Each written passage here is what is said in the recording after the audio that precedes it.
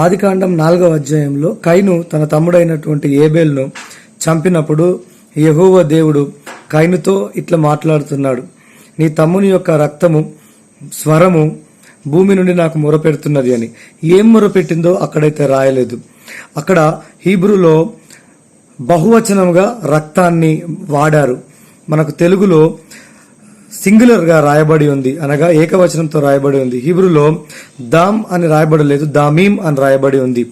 ఏం మొరబెట్టిందో అక్కడ రాయలేదు. కానీ ఆ బెరెషిత్ రబ్బాయిస్ ఏమంటున్నారంటే కయీను తన తమ్ముని యొక్క వారసులందరినీ కూడా, వంశాన్ని అంతటిని కూడా చంపేశాడు అని అక్కడ పొందుపరిచారు.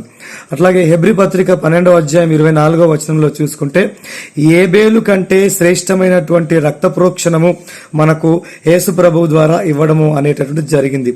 మనందరి కొరకు యేసు ప్రభు, మనందరి మానవులందరి రక్షణ కొరకు, విడుదల కొరకు యేసు ప్రభు రక్తము మన కొరకు మరి శ్రేష్టముగా మొరపెడుతూ ఉన్నదంట.